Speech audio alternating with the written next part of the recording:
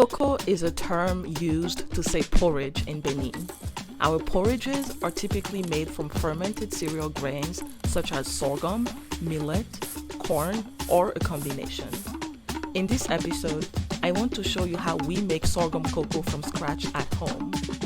Sorghum cocoa is sold as street food in many parts of Benin, especially in the north where we are the pros at making it.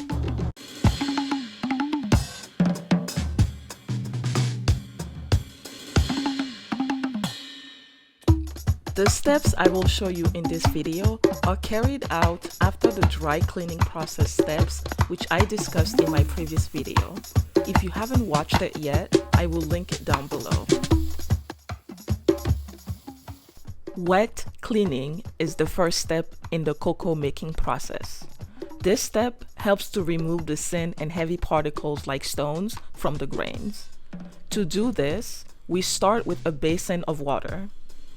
We scoop the sorghum grains into a calabash, dip it into the basin of water to cover the sorghum grains with water. Next, we swirl the grains in the water using the calabash and pour it into the palm of our hands little by little, making sure to only let the grains through. The texture of the calabash makes it easy for the good grains to be transferred to the basin while the sand and stones settle at the bottom of the calabash. Hopefully the technique shown here speaks for itself.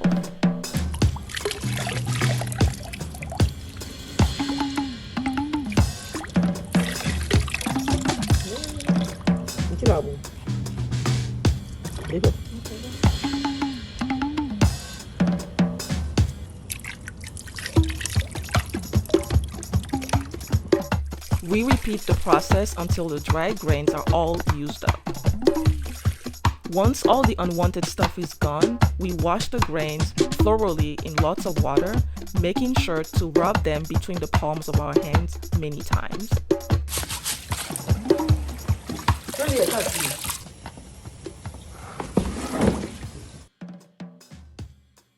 This process is also repeated until the water becomes clear.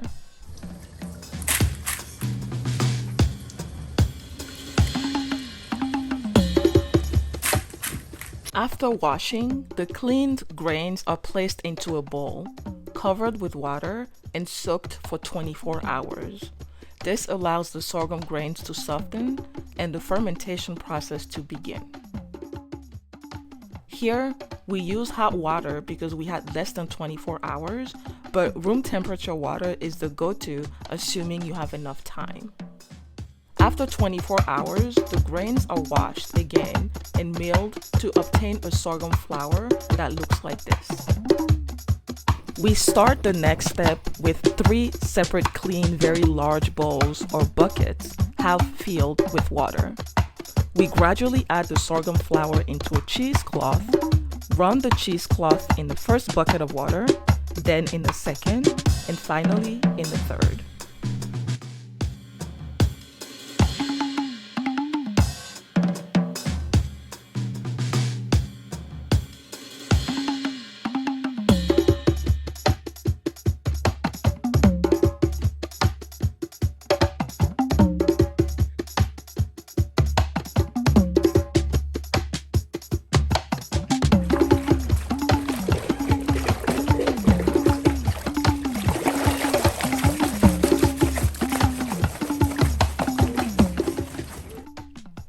So the idea here is that by the time we get to the third bucket, the water coming out of the cheesecloth is clear, indicating all the juice from the sorghum grains is extracted.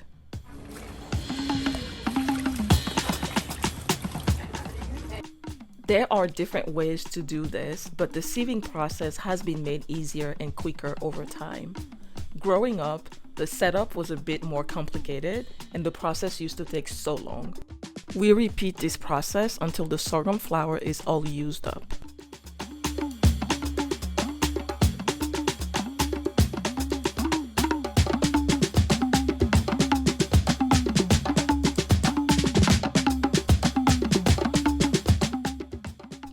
The residue is used to feed animals. The resulting mix is left to sit and ferment for at least another 24 hours. During the process, a dough or paste, which we call sorghum starch, settles at the bottom, and the water used to sieve is pretty much left on top. After a couple of days, the mixture will form bubbles, indicating it is sour from fermentation. At some point in the middle of this wait time, some of the water forming at the top is discarded. Okay, now we're ready to prepare our cocoa.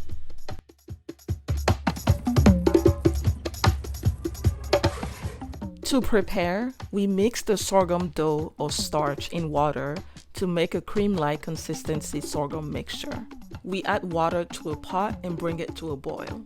Once the water begins to boil, we take the pot off the heat. Then we add the cream to the hot water and stir until obtaining sorghum porridge, or Koko. Cocoa is sweetened with sugar or milk, depending on everyone's preference. It is typically eaten with deep-fried peanut paste called kuli kuli, roasted peanuts, or bean fritters known as ata or akara. This is all I have on sorghum for now. Since we are discussing cereal grains consumed in Benin and West Africa in general, in the next episode, I want to spend some time talking about corn and some of the ways we use it in Benin. If you haven't already, make sure to subscribe to my channel so you don't miss future uploads. If you like this episode, please give it a thumbs up and let me know in the comments if you've seen this cocoa process before. If so, I would love to know what you call this type of porridge where you're from. Thank you for watching, and I hope to see you in the next one.